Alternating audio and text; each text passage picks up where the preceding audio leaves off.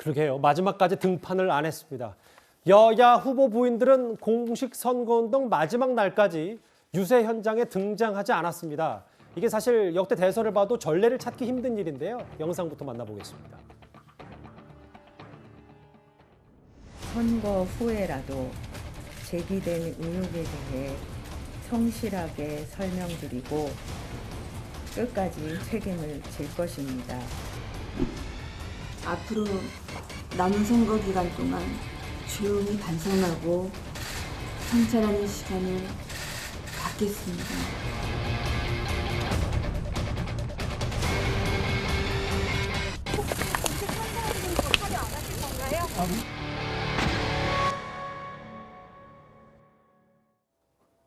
두 후보의 배우자 모두 유세 현장에 등장조차 하지 않았습니다. 이게 참 이례적이고 안타깝다고 해야 될까요? 좀 어떻게 보십니까? 그렇죠. 국민들 볼 때는 안타까운 거죠. 사실 두 분 다 이런 여러 가지 논란 때문에 공식 이렇게 마지막 유세인데도 참석을 못하는 상황이 됐으니 국민들 볼 때는 안타까울 겁니다. 저는 그렇게 생각을 하고요.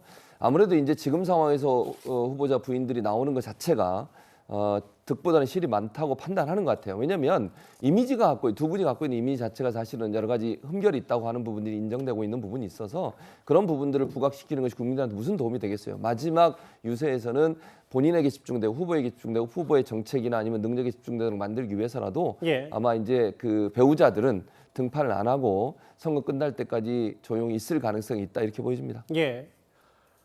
김건희 씨는 지난번에 사전투표 현장에 언론에 포착이 됐었고 12월 공식 사과 이후에는 지금 공식 행보가 없습니다. 마찬가지로 김혜경 씨도 2월에 법인카드 사적 유용 의혹 공식 사과 후에는 공식 행보가 없는데 최병묵 의원님, 근데 김혜경 씨는 투표는 하긴 해야 될 거 아니에요. 사전투표했다는 얘기는 들려오지 않고 있으면 내일 본투표를 하고 그럼 또 이것도 비공개로 하는지 이거 좀 저희가 어떻게 봐야 돼요? 근데 사전 투표는 아무 곳에서나 가서 할 수 있지만 본 투표는 자기 거주지에 가서 할 수 있습니다. 맞아요. 그러니까 아마 내일 그 본 투표장에는 기자들이 대기하고 있을 것으로 보이고요. 뭐 투표를 안 할 것 같지는 않아요. 그런데 그동안에 왜 그러면 두 사람이 안 나타났느냐? 저는 서로 눈치 보다가 안 나타난 것이다 이렇게 개인적으로 보고 있습니다. 무슨 얘기냐면 두 사람 다 그 녹음 파일 건 때문에 관련 녹음 파일 때문에 굉장히 지금 곤욕을 치르고 있는 거 아니겠습니까? 그런데 먼저 나오는 사람이면 그 사람한테 유권자들의 그 눈길이 더 많이 가게 돼 있어요. 예를 들어서 김건희 씨가 나오면 김건희 씨와 관련해서 여러 가지 그동안 나온 녹취록 이거에 관해서 집중적인 질문을 받게 될 것이고 그러면 또 한 번 사과를 하는 일이 벌어져야 될 것이고 김혜경 씨도 또 마찬가지죠. 그래서 서로 아마 상대방이 나왔으면 그렇다면 본인도 그 다음쯤에 나오려고 했던 것이 아닌가. 그런데 서로 미루다 보니까 지금 이런 사태까지 온 것 아닌가. 개인적으로 그렇게 보고 있습니다. 주목이 될수록 두 사람한테 득이 별로 먼저 안 주목을 되니까. 받지 않겠다 이거죠. 서영주 대변인님, 민주당 선대에서는 만약에 이재명 후보가 당선이 되더라도 바로 김혜경 씨가 등장하는 일은 없는 겁니까? 저희가 좀 미리 예측이 가능한 행보일까요? 그렇죠. 그거는 뭐 당선이 되더라도 김혜경 씨의 등판? 당연히 등판이 아니라 이제 모습은 드러내겠죠. 제가 봐서는 본투표 하실 것 같고요. 사전 투표를 했는지 그거는 저도 확인을 못 해봤지만 본투표 하시고 나서 당선이 되시면 당연히 옆에 있을 수밖에 없다. 그리고 말씀한 대로 책임질 부분은 책임지는 부분이기 때문에 당락과 상관없이 그렇게 진행될 거라고 생각합니다.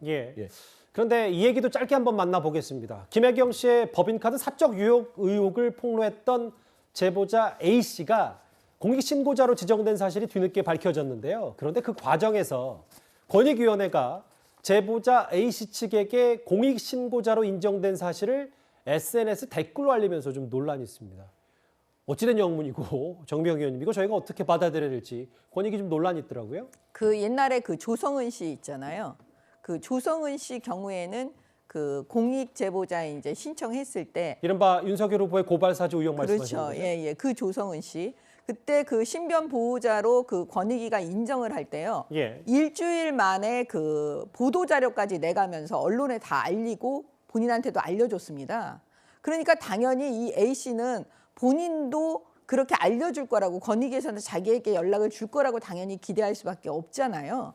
그런데 이번에 보니까 권익위가 그 공익 제보자로 인정됐다는 걸 얘기를 안 해준 거예요. 그 의도를 모르겠어요. 왜 그랬는지. 근데 나중에 어떤 식으로 됐냐면 A 씨를 도와주고 있는 그 유튜버 하시는 분이 계시는데 그 유튜버에서 이제 그분이 이제 아니 왜 공익 제보자 지정 여태까지 권익위가 안 해주냐 막 이렇게 이제 항의를 하니까 거기다 댓글을 달았다는 겁니다. 이미 그 보호 조치하고 있고 공익 신고자로 되어 있다고. 그래서 이제 그게 문제가 된 거죠. 예. 왜 그러면 권익위는 알려주질 않았냐 직접 A 씨에게. 예. 그래서 보면은요.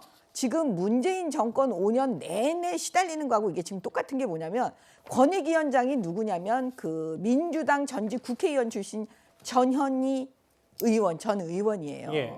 그러니까 결과적으로 또 우리는 의심할 수밖에 없는 거예요. 본인들, 그러니까 이 문재인 정권에 유리한 공익신고자는 잘해주고 그다음에 문재인 정권에 불리한 공익신고자는 이런 식으로 하대하고 막 안 해주고 그렇기 때문에 이것도 정말 이거는 공정하지 못하다. 너무나 불공정하다. 그런 사례라고 보여집니다. 잠시만요. 권익위 쪽에서도 이 보도 뒤늦게 몰래 알려준 거 아니냐는 의혹에 대해서 보도자를 배포했고 2월 16일 신고자의 대리인인 변호사에게 통보를 했다. 또 있습니까? 제보자 신변 보호 조치를 진행 중이고 몰래 인정했다는 보도와 주장은 사실이 아니다라고 했습니다. 서 대변인 짧게 좀 부탁드릴게요. 네, 맞습니다. 그러니까 이제 국민의힘도 그렇고 좀 그런 것들이요. 좀 불리하면 늘 의심해요. 위원장이 뭐 전직 민주당 의원이라고 해서 의심하는데 그거는 좀 좋지 않은 태도고요. 저 권익위에서요. 저희 민주당의 의원들 중에 농지법 위반으로 다 해서 그 당시에 12명인가 다 권익위에서 조치를 했습니다. 예. 권익위 얘기까지 논란 보도에 대해서 해명을 적극적으로 한 권익위 얘기까지 김혜경 씨 얘기, 김건 씨 얘기까지 차례로 만나봤습니다. 이 주제 여기까지고요. 다음 주에 넘어가기 전에 지금까지 들어온 여러분들 댓글을 만나보겠습니다. 첫 번째 댓글 볼까요? 대통령이 꼭 돼야 할 후보는 보이지 않는데 절대로 대통령 되면 안 될 후보는 확실히 보인다라는 말씀을 해주셨습니다. 또 볼까요? 국민의 두 눈이 보고 있다. 내일 투표 끝날 때까지 철저히 감시해야. 예. 내일 꼭 투표합시다. 나라의 운명이 한 표 한 표에 달렸어요. 맞습니다. 예. 내부 상황이 촬영이 안 되면 투표 바꿔치기 했는지는 어떻게 알아? 투표함을 왜 거기다 보관했느냐 이 의문을 제기하시는 것 같은데요. 마지막 보겠습니다. 이번 대선에서는 너무나 상식적인 것이 안 지켜지고 있다. 오늘도 댓글 5개 감사드립니다. 다음 주제 잠시 대구로 가보겠습니다.